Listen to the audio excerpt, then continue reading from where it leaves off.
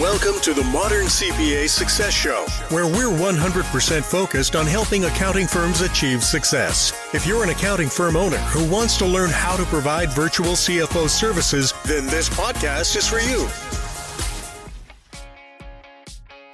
Hello and welcome to today's podcast. Today we are hitting on a great topic. So I'm joined once again by Adam Hale, and then our special guest is Michael Frost from Heritage. We're going to talk about integrating a family practice part of your into your firm, into your CFO firm, and how the two work together. So Michael, really appreciate you joining us. If you want to kick it off and give us a quick introduction to you and your firm so that listeners can know who we're talking to. Yeah, thanks, Jamie. Thanks, Adam, for having me. So once again, my name is Michael Frost, one of the co-founders of Heritage Family Offices. We started the firm with a co-partner of mine, Ralph Nelson, duly licensed as an attorney as well as a CPA, about 10 years ago. It's been a really, really fun journey. Our CPA firm is really at the core of our family office. And I think to start, I think we got to clearly define family office. Sometimes that term is thrown around pretty loosely in our industry. Other firms will hold themselves out as a family office, or maybe a professional service firm may say we offer family office services, but once you look under the hood, it's simply just a referral relationship between an attorney and a CPA and a financial advisor. And so the name of our firm, Heritage Family Offices, we truly are a multifamily office. So we're a law firm, wealth management firm, CPA firm, and insurance company, all under one roof. So we have the ability to service our clients from a tax, law, wealth management, and insurance perspective. In the early years, it was just Ralph and I servicing our own clients. Our company has evolved quite a bit, and we did have the opportunity of acquiring a couple of CPA firms along the way. Learned a lot through that experience, and as we sit here today, we're now partnering with CPA firms across the country to implement true family office services into their existing CPA firms. Great. So a lot of our listeners are at their different levels of the either CFO or accounting practice part of their career. And so if I'm at any one of those levels, where should I start, and why do you think bringing in family practices is a good complement to what I'm already doing? That's a good question. A good place to start is really having an understanding of all the disciplines and how they interact with one another. This was a really humbling experience for me when I partnered with Ralph 10 years ago. I think we got to call it the way that it is. By way of my background, duly licensed as in wealth management as well as insurance. And to me, CPAs were intimidating. And I think a lot of financial advisors and insurance professionals, I don't know if they'd admit it, but I think for the most cases it's true. They're intimidated by the CPA community. And now to the humbling part, and this became true when working alongside Ralph, who's now my business partner. I think that most CPAs think that financial advisors and insurance professionals are overpaid for the advice that they're giving. And quite honestly, I would agree with that. And I think you have to have a real good understanding of all the professionals and the advice that we give. And once you can come to that understanding with one another, then you can really start to incorporate family office services inside your practice. But if you can't genuinely respect, we have 4 professionals under one roof, and if you can't genuinely respect and understand everyone's industry, you're going to have a really hard time implementing family office services into your practice. If you look at if you're looking at the client and you were to ask them, who's your most trusted advisor? You've got your attorney, your financial advisor, your insurance professional, and your CPA. If you were to ask them, who's your most trusted advisor? I think 9 out of 10 times you're going to hear my CPA is my most trusted advisor. Now we take those same 4 professionals and rank them from highest paid to least paid in their profession. And I think all of us would agree that typically the CPA is falling towards the lower end of that deck. And so you got to step back for a moment and say something's not right here. You've got the most trusted advisor being the least compensated. Something's not adding up here. And it's been done that way for the last 100 years and nothing has changed. And we see that as a tremendous opportunity to really capitalize on the most trusted professional being the CPA. And so we recognize that as a firm. So going into all of our partnerships with inside the culture of our own firm, keeping in mind we have our own CPA firm as well, we know that. And even though my licenses fall on the other side of our company, I know that the CPA is the most trusted advisor and such a key component in integrating family office services. So to your original question, where do you start? I think you have to have a good understanding and a respect for all the professionals involved in any family office arrangement. Is there a size, or because I actually was referring a client to you, a CPA firm that I'm working with, actually a couple of them, I've been talking to them about family office. I mean, it just seems like such a natural fit with a CPA firm. I think, going back through my history owning a CPA firm since 2002, we would always get, I don't know, it was like every couple years, there was always financial advisors would always try to hit you up, take you to lunch, do those kind of things. Sometimes you'd get some heavy hitters come to board. And they'd want to just, first thing they'd want to do is like rank your tax clients, which ones have this much money, which ones are doing this. And like, here's your A team, here's your B team. And it just always felt disconnected from our purpose as an advisor. Like what we were trying to do was trying to really help the client grow, do all those kind of things. It just felt really salesy. So it never really stuck with us. As a firm at Summit. And then, then the other thing is too, is like, even whenever you develop relationships with clients and you try to have this interconnectivity with their financial advisor or their attorney, again, that also felt disconnected as well. So I know there was a big push probably about 10 years ago to get financial advisors in CPA firms. I think that kind of burnt out, 4 or 5 years ago. And it kind of seems like that model kind of disconnected.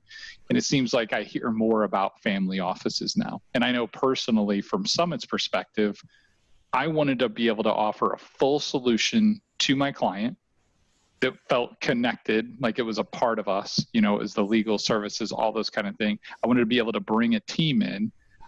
But I wanted to do the least amount of work as possible. I know that sounds awful, but I like, and I think I even talked to you, Michael. I was like, hey, we give a pretty high white glove service. That was a big thing that we were looking for. And then also I didn't want people to show up at a meeting and feel like they're talking to somebody new. If I've already had 10 conversations with them, and you're part of my team, I wanted them to feel like they didn't have to start over from scratch. Those were big obstacles for us working with people prior to partnering with Heritage. And I think your team does a very good job. So kind of talk to me a little bit about, what to expect from the CPA firm, like how that relationship works and like what I would have to be responsible for. Because again, it's not like I was trying to walk away from it. I wanted to quarterback it, but I didn't want to necessarily like be the project manager and hold your hand through stuff and bump you for communication, stuff like that. Sure. No, I think I might refine your words a little bit in regards to not spending time on it or didn't want to spend that much time on it. We believe if we know that the CPA is the most trusted advisor, then I want their time spent in the office as most impactful and most profitable to their CPA firm as possible. And if we're recognizing that the client sees the CPA as the most trusted advisor, then I want the CPAs in front of their clients being strategists, being consultants, solving problems. If our venture is successful, our CPA partners should not spend another hour reviewing a tax return. That is not profitable time spent for the CPA business owners and the CPAs that are client facing, the ones that have the relationship with the advisor, and the ones that are consulting the clients. And so if we recognize that, we work towards that transformation with our CPA partners. You wonder why, to your earlier comment, you wonder why CPAs are so threatened by financial advisors, because that's exactly what financial advisors are doing. Knocking on CPA's door, give me your top 10 list of clients, and let me see what I can solicit them. Adam, I think I expressed to you very, very early on that we are not interested at all in soliciting anything to any of our CPA partner firms. Matter of fact, if any of our CPA partner firms bring up an opportunity of, hey, I think my client needs a life insurance policy, will you sell it to them? My answer is no. We're not in this relationship to sell anything to clients. What we're able to accomplish through our CPA partner firms is a transformation of their practice so that all that we're doing is solving problems. There will be work as a result to come from that, but leveraging technology, leveraging outsourcing, leveraging the most we can out of the right type of staff that have a passion, desire to do that work, we can solve for that so that we can get our client-facing CPAs in front of their clients, providing proactive advice. And what I kind of close with, what the CPA partners can absolutely get out of this is a better experience for the client. We hammer this home with our CPA partner firms that when the deliverable is sent to the client, so whatever was a result of the family office service, whether it was an advanced income tax planning strategy, an estate plan that we put together, some type of charitable plan that we put together, or maybe we were able to provide a solution that deferred or eliminated taxes associated with the liquidity event. Doesn't matter what it was, but it was the result of the family office service. We want that value that the client received to be from your firm, Adam, or to be from our partner CPA firm. We do not want that value to be perceived from Heritage. We want that client to say, wow, the white glove treatment, in addition to the family office services that we received from Summit, is unmatched. I don't want them to say the family office services that we received from Heritage is unmatched. We want that value that we can deliver through our partnership, deliver it to your clients. We want the clients to see that value coming from our CPA partner firms, not necessarily from Heritage.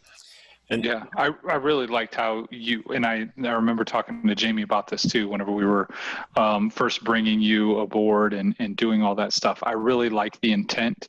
You know, it was solving the problem, helping save taxes. That's like our entry point. So whenever you see that there's an issue, that's where we started, and other things kind of evolved from the relationship naturally, but it wasn't like, you know, like you said, like, let's start with client number one, client number two, like there was none of that, which was really kind of the way we work. So it made me feel pretty comfortable with, you know, how we were going to work together. And I could say too, I think what I've seen since I started working with you is oftentimes it's very easy for our CFOs to disconnect the business from the owner. And I think what I've seen since they started working with Heritage is they're making that connection, right? Of like, okay, I understand this client's business very well, but how often have I asked the owner some of these questions that is he covered, or is there things he needs working on? Now, again, if we do the individual taxes, that makes it a little bit easier, but there's several clients where we don't touch their individual taxes, but we do all their work for their client, for the actual company of the owner, and never really dig into how we can help the owner personally. And I think adding that extra service level has made our CFOs a lot tighter with the owners, as well as like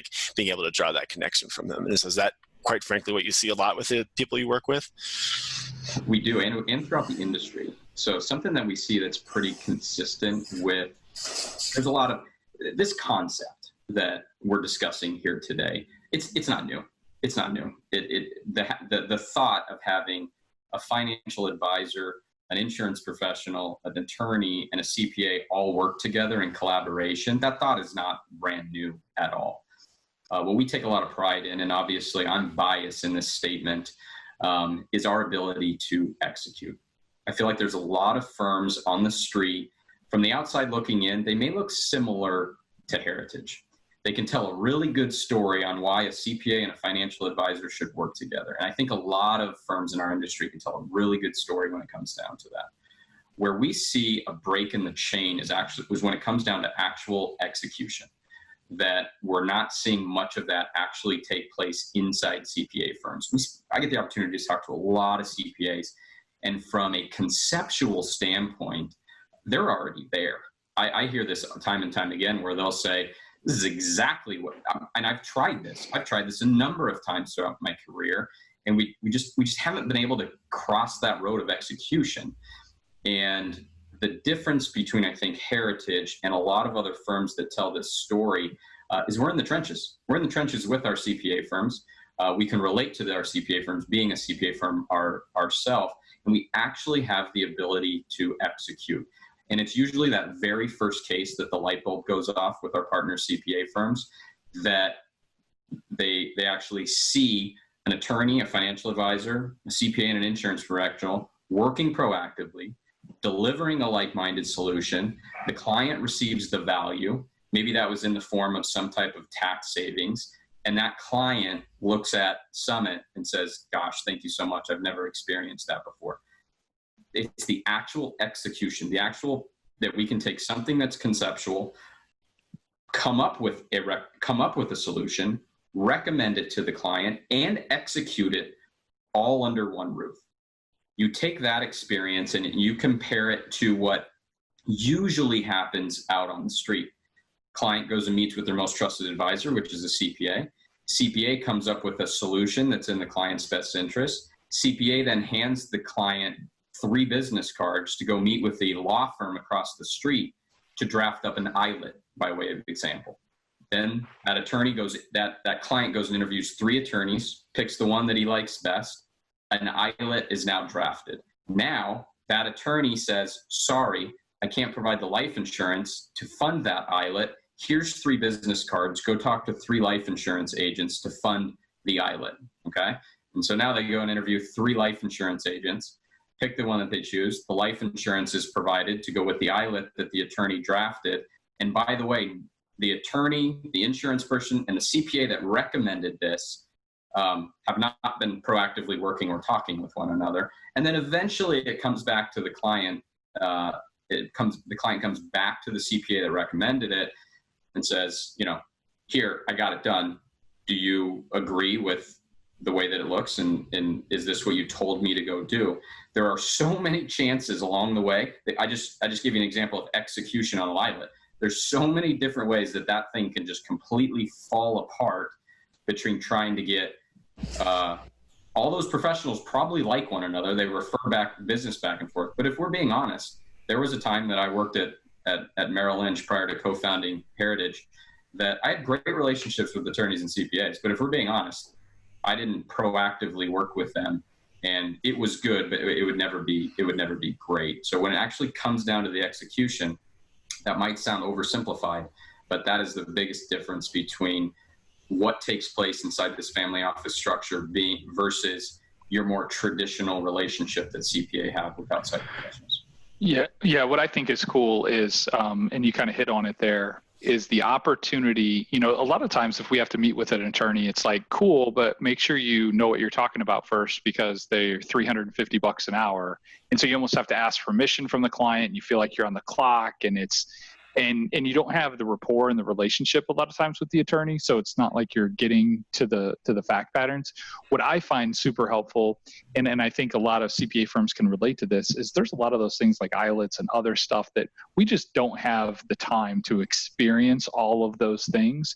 But having people we're connected to, just like if you're a smaller firm, if you only have 5, 10, 15 people in your firm, you don't have everybody with that wide breadth of experience, but being able to tap into and have access to your team is amazing. And to be able to do that behind the scenes without the client asking permission, getting intros to people, doing all that kind of stuff, that's what I find the most valuable. I can have a conversation with the client, and I can say, hey, Jamie, that sounds great. Here's kind of what I'm thinking. Let me connect with a few people on my team and come back to you.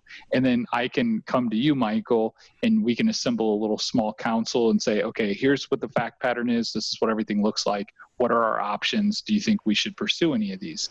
Now I come back and I look like I have all the answers. And really what I did was I just tapped into your team. I think that's so invaluable. And then of course, if the client's like, hey, yeah, I want to hear more about this one or that one, then I can bring, somebody on your team in. We go through that and we truly are quarterbacking, because I think sometimes it's a recommendation. You mentioned in your example, the CPA firm having that initial recommendation. There's a lot of times where we're just kind of like, I don't know. You know what I mean? So I don't know what the recommendation is. That's sometimes the hardest part, and having access to your team gives us the ability to do that. And I think too, like the nice part is to your point, like we're running the point on it, like, right. They're reaching out to us and we're going back to you and we're coming back with solutions and we're actually running point onto it. Where the other example you gave, what I've been in those situations before, I would throw the recommendations over to them, and then a month later, like, oh yeah, I wonder how that's going. And I would check in with the client, like, hey, how's that going? And 9 times out of 10, they'd be like, oh yeah, it didn't work out, just to your point. But again, I did my job by throwing the recommendation over, but that's all I did. And I was out of the loop after that. And that is not a good way to work with a relationship when you're supposed to be the CFO, is just to check in every month. Be like, oh yeah, how's that life insurance policy going? I like the way we do it now, where we're actually running point on it. We're bringing actions to them, asking questions, and then we're going behind the scenes and working it. It's a much better relationship than we've done in the past. Yeah, I appreciate the kind words. And, when I gave an example of kind of having to check my ego at the door when I became partners with a CPA, with Ralph, and admitting that I was intimidated by the CPA industry, and that we were just flat out overpaid for the advice that we gave clients compared to the advice that CPA gave clients. If Ralph had to check his ego out the door, given he's one of the most brilliant business partners I could ask for, I also found out that, hey, CPAs don't know everything. And right. And clients and most financial advisors, speaking as one, they think that the CPAs know it all. And what I found out, the CPA industry is such a time-intensive profession that they don't have that much time on their hands to study and to sharpen their technical skill set when it comes to advanced planning. Right. I think at the very basic level that usually covers everything for the client, they are the most educated profession. But what I found myself actually coming alongside Ralph and learning with him with a lot of our advanced planning, with a lot of our advanced planning strategies. And so we have a platform that's called Heritage University. It's only available for our CPA partner firms. We don't let the outside community in. And Ralph, as a JD CPA, he leads us in a technical session every other week. And so what we do not need our CPA partner firms to be is a subject matter expert on anything. We want to be their back office support for that. And where we internally spend a lot of time and resources is making all of our professionals, not just financial advisors, not just attorneys. This is also the CPAs and the insurance professionals, as well-rounded as possible, and then give them a deep bench of resources to execute upon that. So when I started in this journey 10 years ago, I was a very narrowly focused wealth manager. And even with inside comparing me against my peers, I would actually probably put me at the lower percentile in regards to how did I compare from a wealth manager to another wealth manager.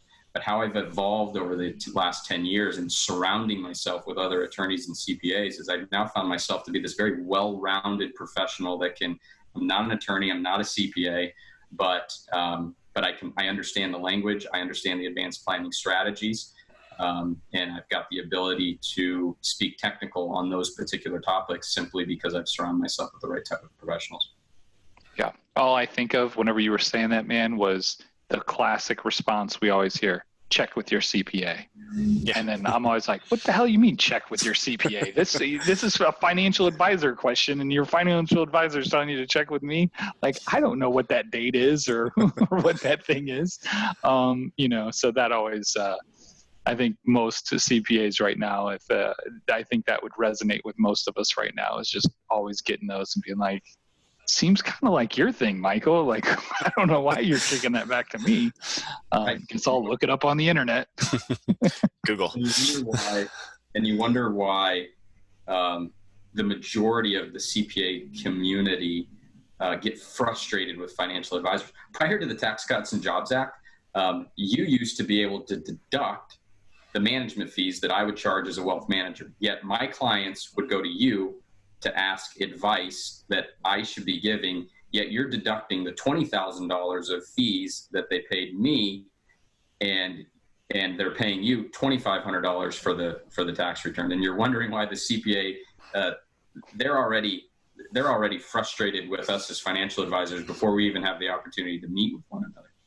Yeah, well, that's totally true. I mean, what about I know we covered kind of getting started, but obviously I know how it works with us, and I always go into every relationship and just tell people, treat me like I'm two. and explain everything to me. Heritage University, like you said, I think is a very cool tool, a lot of resources there. But then even just from like how we work together, I know we talked about kind of a lot of the behind the scenes stuff where we can do that. I think one of the coolest things that you have all delivered for us, and I think it's a good segue for a lot of our clients, is we, as CFOs, we heavily look at financial forecasting for the business. And so what we have started to pivot to is asking clients, what do you want out of the business? Because the business is just an extension of you. So what do you need out of it? Do you want to work 10 days a week or 10 hours a week? Do you want to like retire when you're 40? What do you want to do? And in order to answer that question, we really need to understand what their financial plan is. So one thing that you all have offered up to us, which I think is amazing, is to run all of our clients through kind of a comprehensive financial plan. Most of our clients, business owners for many years, don't have that. And so being able to do that and then give us the opportunity to align it with what the business needs to feed has been a big help. So, I mean, is there any other things or is there any other better way to intro in a client other than, we talked about the problem, is first things first. And then for us, I think one of the things where even whenever we haven't identified a problem for a new prospective client is just making sure we understand the whole picture with the individual. Is there anything else you can kind of think of, the opportunities to bring clients in to meet you? Yeah, that process, and now that you've had the opportunity to walk through together now, Adam, since our partnership, is we are very disciplined. No matter the facts and circumstances, every prospective new client goes through this same due diligence process. And the reason that we do that is we want to organize the client's goals and objective, not organize our goals and objectives. I see so many firms that will prioritize their assets under management target, or their insurance production, or how much legal work they want to do, or whatever they may do. If you go into any meeting with the expectation of closing an insurance case, you've never met this person before, you've never met the prospective client, and you're going into the meeting with, I have an insurance goal to meet, Heritage is not the right firm for you to work for.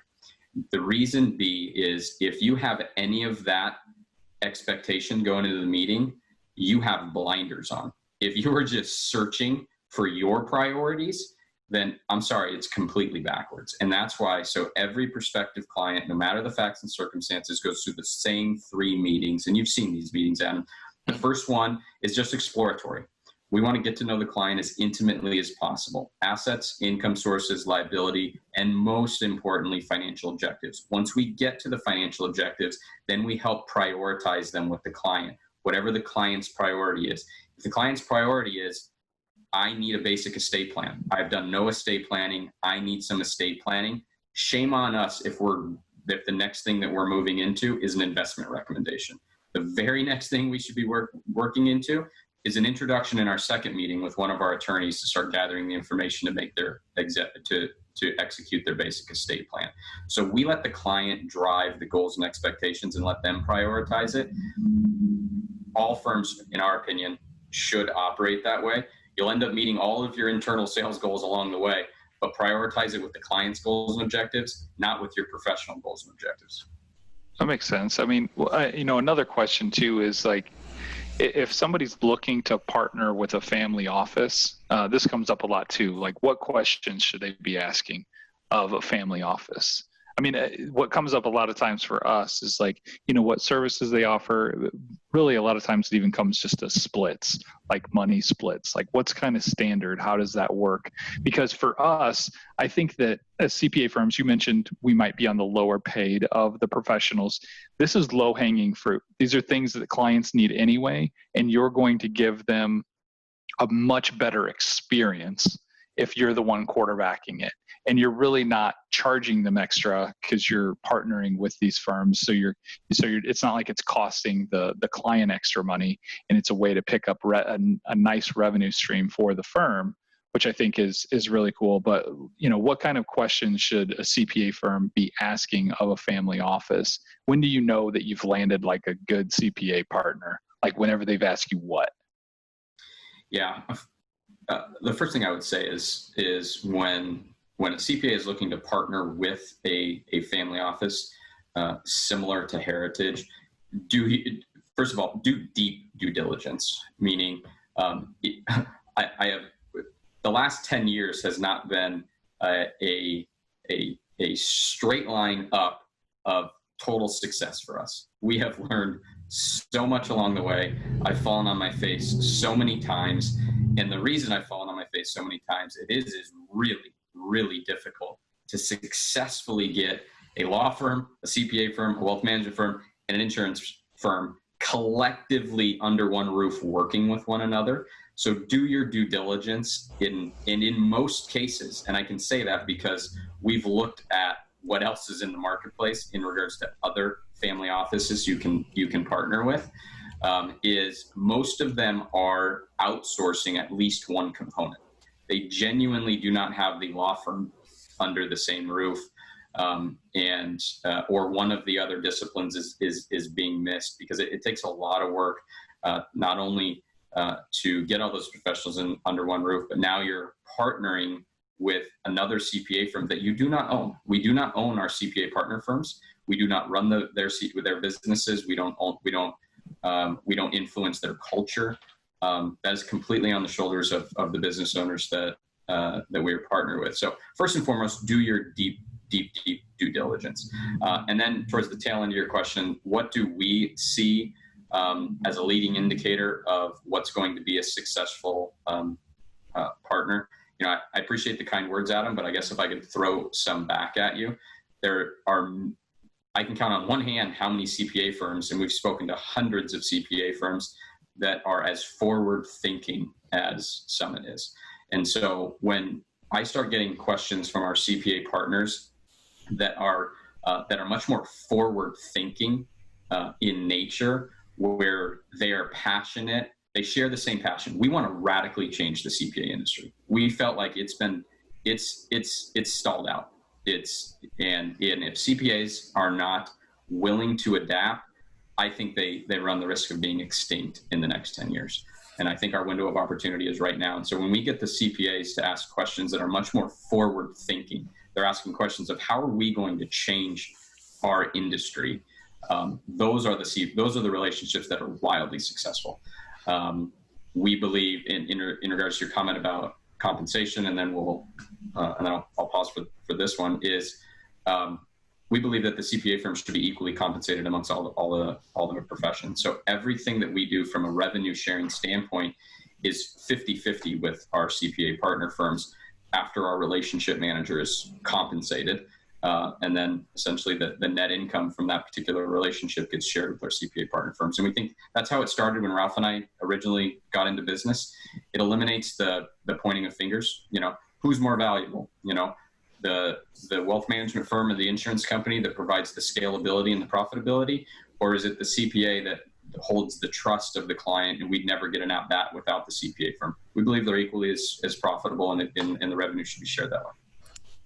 Awesome. Well, hopefully our listeners heard that last statement there, that last answer, because I think the big part is the forward looking. I think, if we're not forward looking, we're going to be extinct. And I think getting the family office practice as part of it helps you be more forward looking, and especially when it comes to the individual owners. So definitely appreciate your time and coming on today.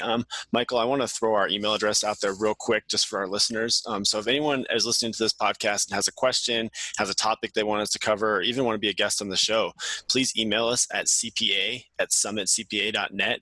Again, that address is cpa@summitcpa.net. And then if you want to get a hold of Heritage, we'll have all of their information in our show notes, so you can see them on there. And then also on the YouTube video, it'll be in the show notes down there, so you can reach out to Heritage and see if they're a right fit for you. So I appreciate the time today, Michael and Adam, and I think this was a great episode. Thanks for having me, guys.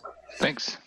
Enjoy this episode? Visit our website at summitcpa.net to get more tips and strategies for achieving modern CPA firm success. We're here to be a resource in this ever-changing industry.